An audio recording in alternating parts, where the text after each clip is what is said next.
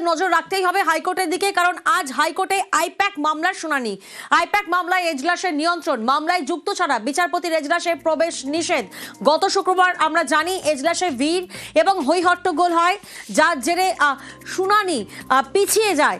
অর্ণব প্রতিনিধি আমাদের সঙ্গে রয়েছেন, সরাসরি অর্ণবের কাছে যাব। অর্ণব, আমরা দেখেছিলাম ঠিক গত শুক্রবারই এজলাসে মামলা উঠতেই চিৎকার, ভিড়, হই হট্টগোল হয়।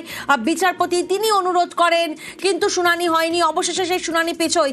আজ কি বন্দোবস্ত করা হচ্ছে? দেখো, গতকাল হাইকোর্ট প্রশাসনের তরফে একটি বিজ্ঞপ্তি জারি করে জানানো হয়েছে যে 5 নম্বর আদালত কক্ষে বিচারপতি শুভ্রা ঘোষের বেঞ্চে দুটি মামলা রয়েছে। এক্ষেত্রে আইপ্যাকের ইডি অভিযান সংক্রান্ত যে দুটি মামলা, সেক্ষেত্রে তৃণমূল কংগ্রেস, পাশাপাশি ইডির করা যে মামলা, সেই মামলা দুপুর 2:30 নাগাদ শুনানি, কিন্তু সেই শুনানি নিয়ন্ত্রণ করা হচ্ছে এবং এই নিয়ন্ত্রণে মামলার সাথে যুক্ত সব পক্ষের আইনজীবী ছাড়া অন্য কেউ ইজলাসে প্রবেশ করতে পারবেন না। সেক্ষেত্রে লাইভ স্ট্রিমিং, যারা ভিতরে প্রবেশ করতে পারবেন না কিন্তু মামলা সম্পর্কে জানতে চান, তাদের জন্য লাইভ স্ট্রিমিং এর বন্দোবস্ত থাকবে আজকে শুনানি। এছাড়া অন্য কেউ যদি এই মামলায় সংযুক্ত হতে চান শুনানিতে, সেক্ষেত্রে ভার্চুয়াল মাধ্যমে সংযুক্ত হওয়া যাবে, এমনটা বিজ্ঞপ্তি জারি করে জানানো হয়েছে। এবং ভারপ্রাপ্ত প্রধান বিচারপতির অনুমতি সাপেক্ষে এই বিজ্ঞপ্তি জারি করেছেন কলকাতা হাইকোর্টের রেজিস্ট্রার জেনারেল। এক্ষেত্রে সাম্প্রতিক সময়ে কলকাতা হাইকোর্টের ইতিহাসে হট্টগোলের জেরে শুনানি স্থগিত হয়ে যাওয়া যেমন নজিরবিহীন ঘটনা, তারই রেশ ধরে সেই হট্টগোল এড়াতে বা এজলাসে শুনানি যাতে নিশ্চিন্তে করা যায় আর তার জন্য এমন ভাবে নিয়ন্ত্রণ জারি করে কার্যত রুদ্ধদ্বার শুনানির এই বিজ্ঞপ্তিও নজিরবিহীন বলছেন অনেক প্রবীণ আইনজীবী। বেশ, অর্থাৎ শুনানি হবে আজ দুপুর 2:30 থেকে। আমরা জানি যে গত শুক্রবার এই মামলার শুনানিতেই কলকাতা হাইকোর্টে বেনজির বিশৃঙ্খলার সাক্ষী থাকতে হয়েছিল। কি হয়েছিল দেখাবো আপনাদের।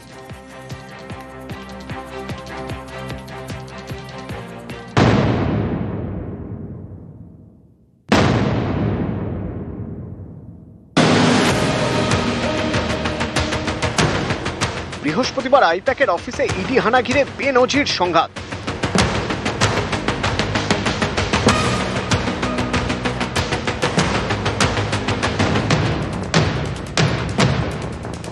তৃণমূল এবং ইডি দুপক্ষই একে অপরের বিরুদ্ধে হাইকোর্টে। শুক্রবার সেই জোড়া মামলার শুনানিতেও বেনজির বিশৃঙ্খলা, ভিড়ে ঠাসা এজলাস। বিচারপতি শুভ্রা ঘোষ বারবার অনুরোধ করা সত্ত্বেও ভিড় কমেনি। পরিস্থিতি এমন জায়গায় পৌঁছয় যে শুনানি স্থগিত করে দিতে হয় বিচারপতিকে।